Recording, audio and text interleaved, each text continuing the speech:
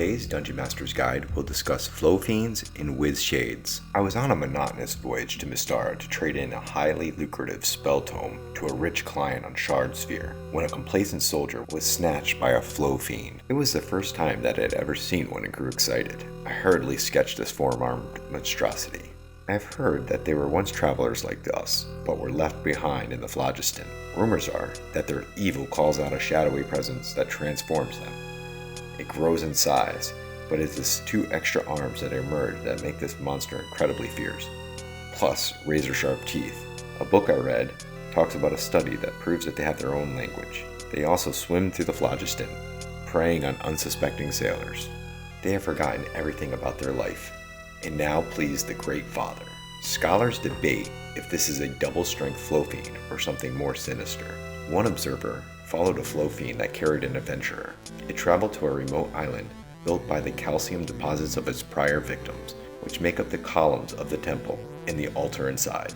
There, they placed the body on the altar in front of the Great Father himself to make a brand new Flowfiend. So, how to play Flowfiends? Well, they would have 5 attacks around and travel in packs. They would probably wait and hide around an asteroid or space junk and get a surprise round. A grapple attack to snare someone and then a quick hop off the ship. Their arms themselves hit for 1d12 and the bite does 2d10. So for a max 68 points of damage around, this beast can cause some serious damage. For medium level characters, the Flowfiend should have advantage when fighting in the phlogiston. For higher level characters, add some layer actions like Thrown Rock or reskin the giant ape rock throw, which is plus 9 to hit and 7d6 plus 6 damage. Let's talk about some scenarios. Your adventurers have an NPC snatched, and you need to follow it to its lair before the NPC is transformed into a Flowfiend. Or, the adventurers need to find an object in a space junkyard or an asteroid belt and get surprised by a pack of Flowfiends.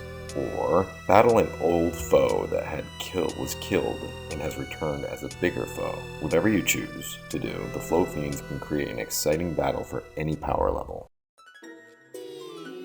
I was told to meet a client in an undisclosed location, which isn't unusual in my line of work, but I didn't know that I would witness a Wizshade in the flesh. There, just beyond the deck of a ship, came a loud whirlwind of air that formed into a multicolored vortex, and out stepped an aged witch. She stared me down, and she had no pupils, but they blazed like flames. Her body is made of the phlogiston. An elf archaeologist explained to me that their hue denotes the age from rainbow, violet, indigo, blue, green, yellow, orange, and red.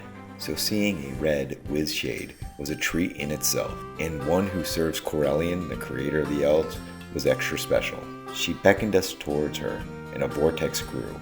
I feared for my life, but instead, we found ourselves riding the vortex into realm space. So, a DM's guide to Wizshades. Wizshades can be used in a lot of interesting ways.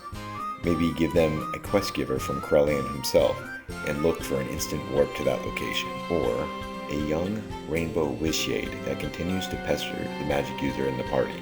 Or a Wizshade that is mad at the party and vortexes them to a setting that steers them back on course. If you enjoyed this video on Flowfiends and Wizshades, please subscribe and like. Thank you.